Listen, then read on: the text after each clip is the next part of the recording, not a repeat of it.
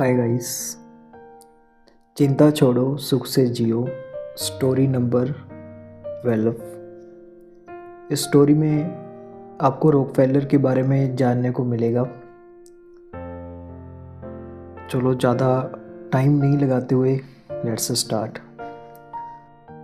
उधार समय से 45 वर्ष चीन। जॉन डी रॉकफेलर सीनियर ने 33 साल की उम्र में अपने पहले 10 लाख इकट्ठे किए। 43 साल की उम्र में उन्होंने दुनिया की सबसे बड़ी मोनोपोली बनाई, महान स्टैंडर्ड ऑयल कंपनी। परंतु 53 साल की उम्र में वे कहाँ थे? 53 साल की उम्र में चिंता ने उन्हें हरा दिया। चिंता और अति तनाव की जीवन शैली ने उनकी सेहत बिगाड़ दी। 53 साल की उम्र में वे किसी मम्मी की तरह दिखते थे, जैसे उनकी जीवनी लिखने वाला जॉन के विकलर का कहना है। 53 साल की उम्र में रॉकफेलर पर रहस्यमयी पाचन तंत्र संबंधी बीमारियों ने हमला कर दिया, जिन्होंने उनके बाल गिरा दिए, यहाँ तक कि उनकी भौहें और पलकों के बाल भी। विंकलर कहते हैं, उनकी स्थिति इतनी गंभीर थी कि एक समय तो जॉन डी को इंसान के दूध पर जिंदा रहने के लिए विवश रहना पड़ा।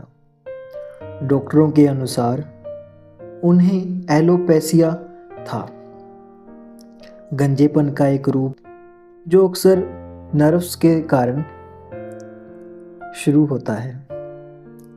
वह अपने गंजे सिर की वजह से इतने अजीब दिखते थे कि उन्हें कैप पहननी पड़ी। बाद में उन्होंने $500 प्रति नग के हिसाब से विग बनवाई और अपने शेष जीवन में इन सफ़ेद विगों को पहनते रहे। रॉकफेलर को प्रकृति ने लोहे जैसे शरीर का वरदान दिया था। खेत पर बड़े हुए रॉकफेलर के चौड़े कंधे थे, तना हुआ शरीर था और दृढ़ चाल थी। परंतु सिर्फ 53 की उम्र में, जब ज़्यादातर पर पुरुष शवाब पर होते हैं, उनके कंधे झुक गए और वह चलते समय लड़खड़ाने लगे।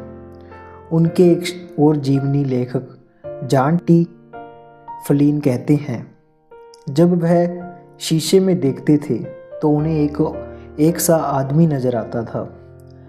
अनंत कार्य, अनंत चिंता, अपमान भरे शब्द, बिना नींद के गुजरी रातों और व्यवसाय और आराम के अभाव ने अपनी कीमत वसूल कर ली। उन्हें उनके घुटनों तक झुका दिया। वह इस समय दुनिया के सबसे अमीर आदमी थे, परंतु उन्हें एक ऐसी डाइट पर रहना पड़ रहा था जिसे कोई भिखारी भी हिराकत की नज़रों से देखता है।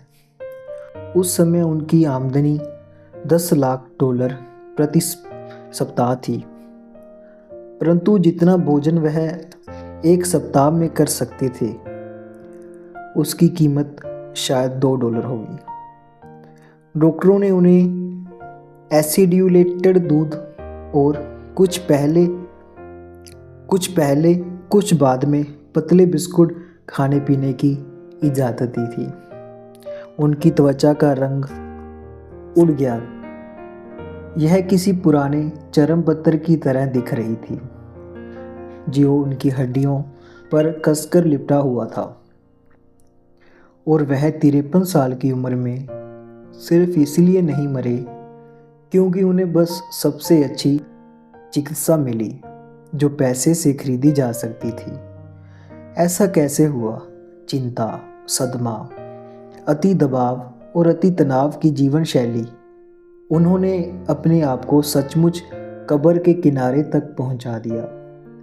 यहाँ तक कि 23 साल की उम्र में भी रॉकफेलर इतने सजिंदा संकल्प से अपने लक्ष्य का पीछा कर रहे थे कि उन्हें जानने वालों के अनुसार उनके चेहरे पर मुस्कान तभी आती थी जब उन्हें अच्छा फ़ायदा मिलने की खबर सुनाई दे।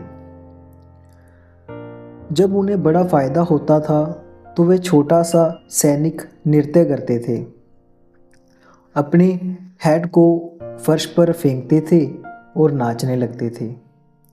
परंतु अगर उन्हें पैसे का नुकसान हो जाए तो वह बीमार हो जाते थे।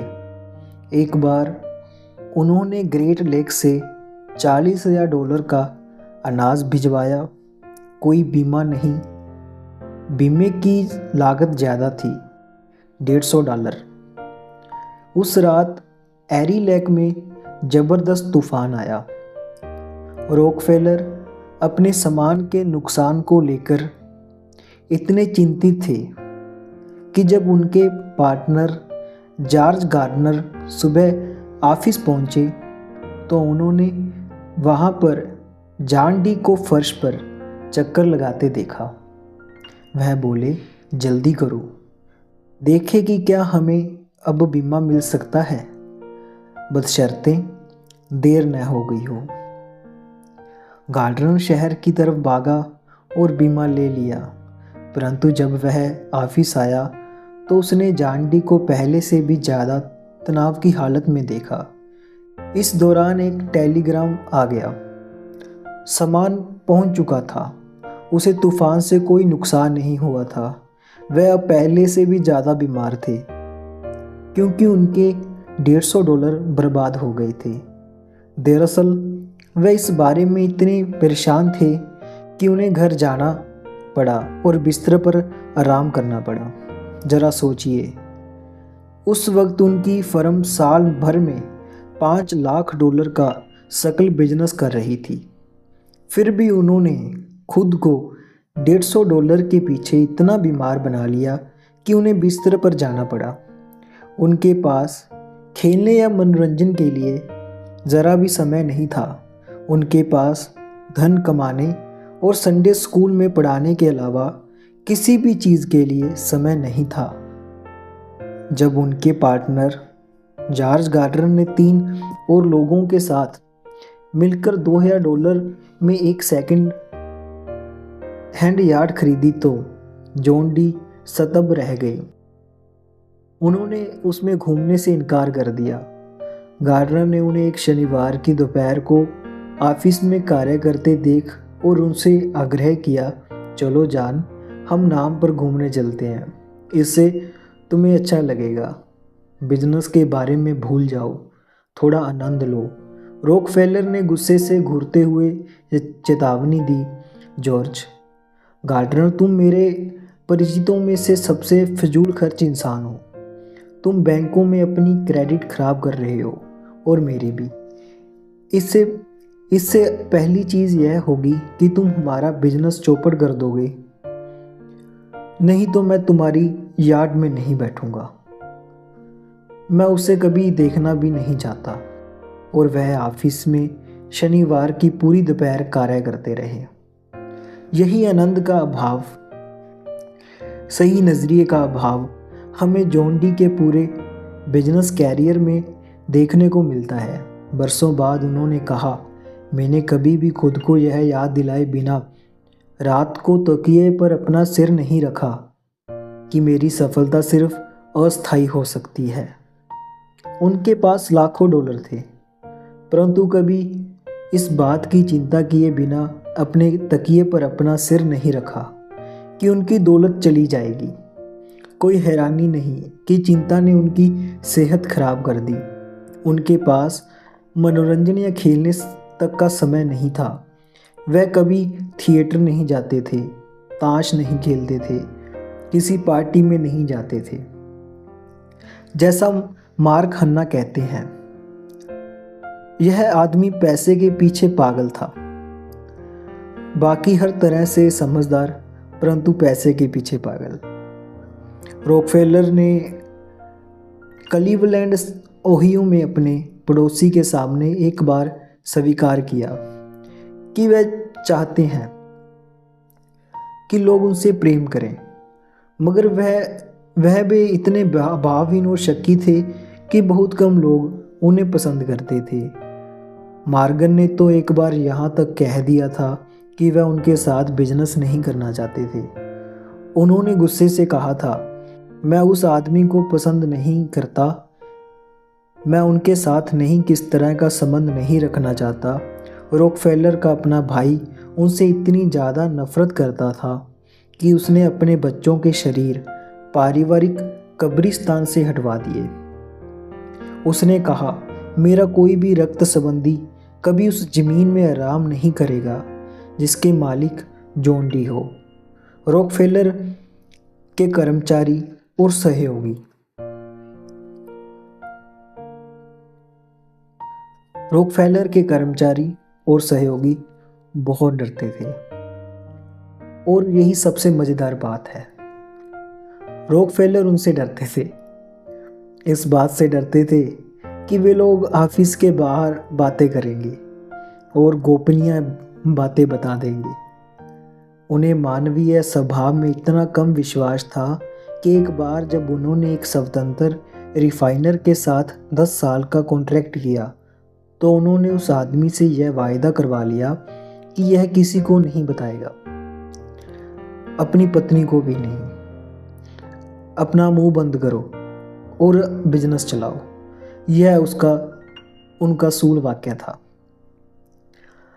तभी अपनी समृद्धि के शिखर पर जब उनकी जेब में सोना उसी तरह बह रहा था जिस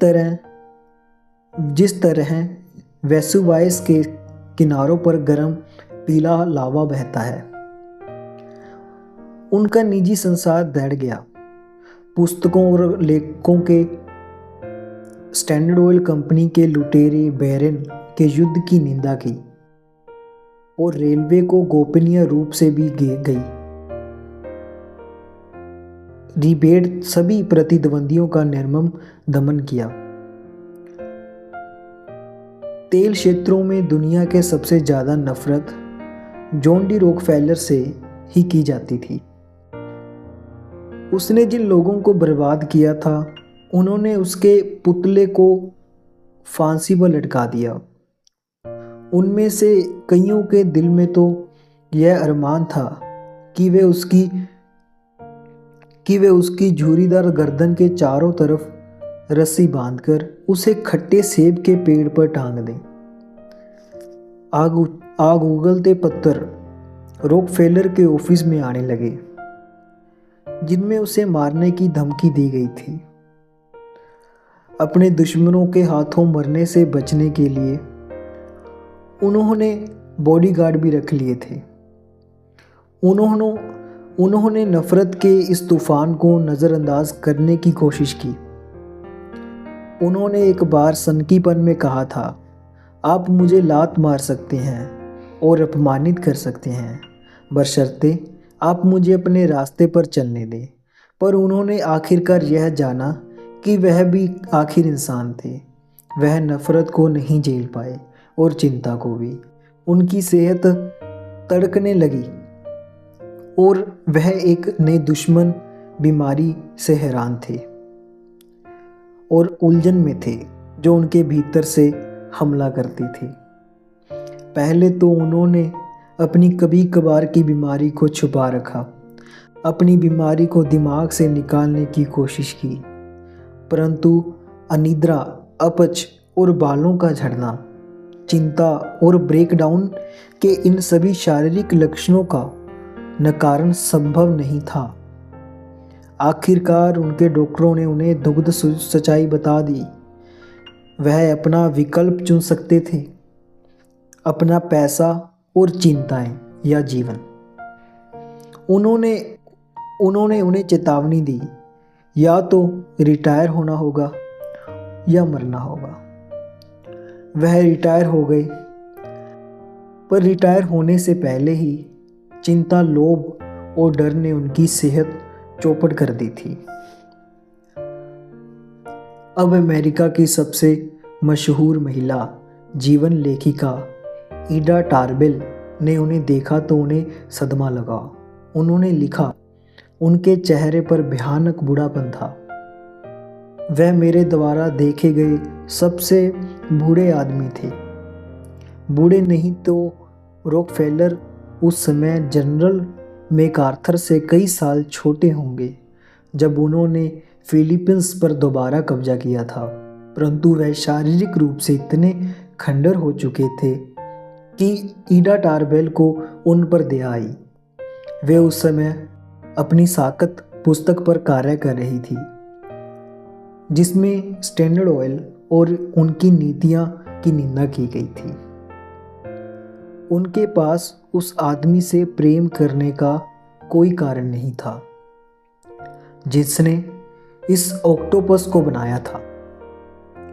फिर भी जब उन्होंने जॉन डी रॉकफेलर को संडे स्कूल में पढ़ाते और अपने चारों तरफ के चेहरों को उत्सुकता से टटोलते हुए देखा, मेरे मन में एक भावना आई जिसकी मुझे उम्मीद नहीं थी और जो समय के साथ साथ बढ़ती गई। मुझे उन पर दया आई। मुझे लगता है डर से बयाना कोई दूसरा साथी नहीं होता। जब डॉक्टरों ने रॉकफेलर के जीवन को बचाने का जिम्मा लिया तो उन्होंने उन्हें 3 नियम दिए। 3 ऐसे नियम जिनका पालन उन्हें करना ही था जीवन भर। पहला, चिंता से बचो। कभी भी किसी भी परिस्थिति में किसी भी चीज़ के बारे में चिंता मत करो। दूसरा, आराम करो और खुली हवा में बहुत सा हल्का व्यायाम करो। तीसरा, अपने खान पान पर नज़र रखो। जब आप थोड़े भूखे हो, हमेशा तभी खाना बंद कर दो। जॉन डी रॉकफेलर ने इन नियमों का पालन किया। शायद उन्होंने उनका जीवन बचा लिया। वह रिटायर हो गए। उन्होंने गोल्फ खेलना सीखा। वह बागवानी करने लगे, अपने पड़ोसियों के साथ गपशप करने लगे। उन्होंने खेल खेल में कई खेल सीखे, कई खेल खेले। उन्होंने गीत गाए, लेकिन उन्होंने कुछ ऐसे भी किया। विकलर कहते हैं, यंत्रण के दिनों में और अनिद्रा की रातों में जॉन डी के पास चिंतन का समय था। उन्होंने दूसरे लोगों के बारे में सोचना शुरू किया। उन्होंने इस बारे में सोचना बंद कर दिया कि उनका कितना पैसा मिला है, कितना पैसा जा चुका है। उन्होंने इस बारे में सोचना बंद कर दिया कि उनके कितना पैसा मिला है, कितना पैसा जा चुका है। इसके बजाय उन्होंने यह सोचना शुरू कर दिया कि पैसा मानवीय सुख के संदर्भ में कितना कुछ खरीद सकता है। संक्षेप में, रॉकफेलर ने जब अपने लाखों डॉलर बांटना शुरू कर दिया, कई बार यह आसान नहीं था। जब उन्होंने एक चर्च को पैसे देने का प्रस्ताव रखा तो पूरे देश के चर्च गुस्से से चिल्लाने लगे, पाप की कमाई। परंतु वह लगातार बांटते रहे। उन्हें पता चला कि मिशिगन लेक के किनारे बना एक खस्ताहाल छोटा कॉलेज पैसे की कमी के कारण बंद हो रहा था, क्योंकि उनकी मॉर्टगेज फोरक्लोज हो रही थी। वह इसकी मदद के लिए आगे आए और उस कॉलेज में लाखों डॉलर लगाकर उसे आज की विश्व प्रसिद्ध शिकागो यूनिवर्सिटी में बदल दिया। उन्होंने निग्रो लोगों की मदद करने की कोशिश की। उन्होंने टस्किंग कॉलेज जैसे छोटे विश्वविद्यालयों को पैसा दिया, जहां जॉर्ज वाशिंगटन कार्वर के कार्य को जारी रखने के लिए पैसे की जरूरत थी। उन्होंने हुकवर्म से लड़ने में मदद की। जब हुकवर्म विशेषज्ञ डॉक्टर चार्ल्स डब्ल्यू स्टाइलस ने कहा, 50 सेंट की दया एक आदमी को उस बीमारी से मुक्त दिला सकती है जो दक्षिण में महामारी की तरह फैली है। पर यह 50 सेंट देगा कौन? रॉकफेलर ने दिए। उन्होंने हुकवर्म पर लाखों डॉलर खर्च किए और दक्षिण में फैली इस सबसे बड़ी बीमारी को मिटा डाला। और वह इससे भी आगे बढ़े। उन्होंने एक महान अंतर्राष्ट्रीय फाउंडेशन, रॉकफेलर फाउंडेशन की स्थापना की, जो दुनिया भर में बीमारी और अज्ञान से लड़ता रहे। मैं इस कार्य के बारे में भावना से बोल रहा हूँ, क्योंकि शायद आज रॉकफेलर फाउंडेशन की वजह से ही जिंदा हूँ। मुझे अच्छी तरह याद है कि जब मैं 1932 में चीन में था तो पीकिंग में हैजा फैल रहा था। चीनी किसान मक्खियों की तरह मर रहे थे। परंतु इस भयानक हादसे के बीच हम रॉकफेलर मेडिकल कॉलेज तक जा पाए और इस महामारी से अपने को सुरक्षित रखने के लिए टीके लगवा पाए। चीन लोग और विदेशी दोनों ही यह कर सके। और तभी मुझे पहली बार समझ में आया कि रॉकफेलर के करोड़ों डॉलर दुनिया के लिए क्या कर रहे थे। इतिहास में कभी भी रॉकफेलर फाउंडेशन से मिलती जुलती कोई दूसरी चीज नहीं मिलती। यह अनूठा है। रॉकफेलर जानते थे कि दुनिया में ऐसी कई अच्छी मुहिमें होंगी जो भविष्य दृष्टा व्यक्तियों द्वारा शुरू की जाएगी, शोध की जाती है, कॉलेज स्थापित किए जाते हैं, डॉक्टर किसी बीमारी से लड़ने के लिए संघर्ष करते हैं। पर बहुत बार ऐसा देखा जाता है कि यह कार्य धन की कमी के कारण दम तोड़ जाते हैं। उन्होंने मानवीय इन सब परिवर्तनों की मदद करने का फैसला किया।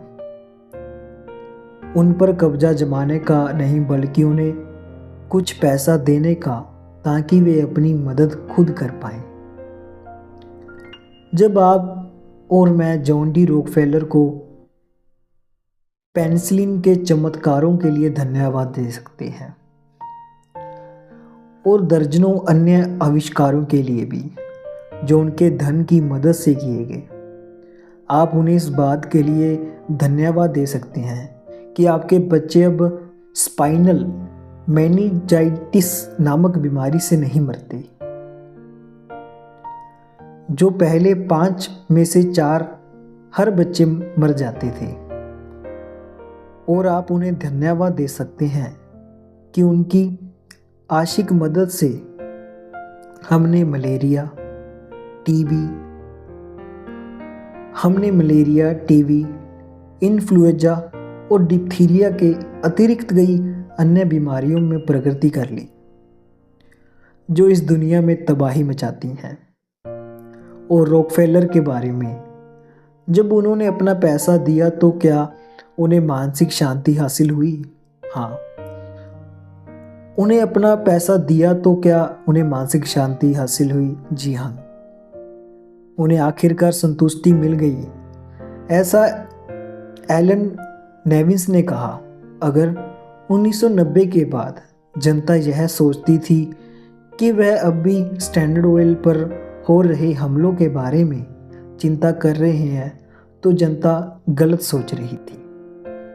रॉकफेलर सुखी थे, वह पूरी तरह बदल चुके थे, अब बिल्कुल चिंता नहीं करते थे। दरअसल जब उन्हें अपने कैरियर की महानतम पराजय स्वीकार करने के लिए विवश होना पड़ा, तो उन्होंने एक रात की नींद खराब करने में से भी इनकार कर दिया।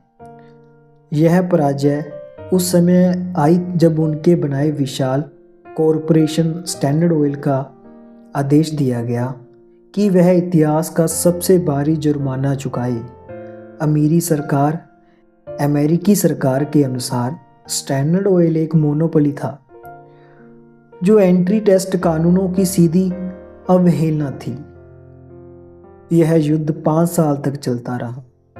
अमेरिका के सबसे कुशल कानूनी मस्तिष्क इस युद्ध को लगातार लड़ते रहे, जो उस समय तक इतिहास का सबसे लंबा अदालती युद्ध था। पर स्टैंडर्ड ऑयल हार गया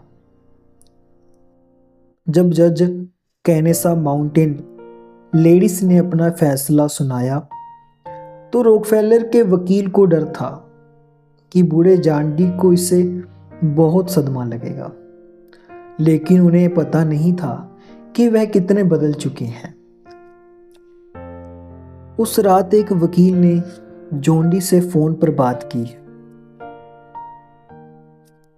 उनसे फैसले के बारे में यथासंभव नर्सी की और फिर चिंता से कहा, मुझे आशा है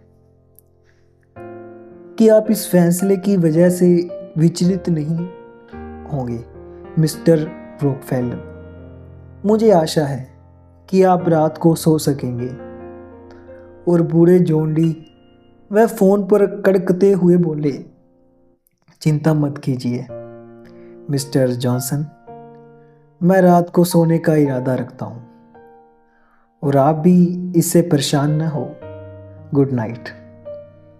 वह आदमी कह रहा था जिसने एक बार सिर्फ इसलिए बिस्तर पकड़ लिया था क्योंकि उसने $150 गवा दिए थे।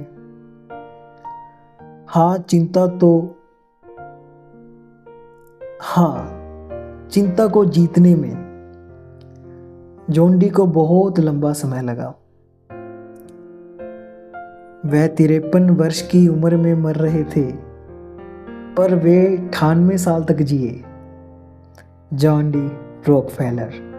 धन्यवाद।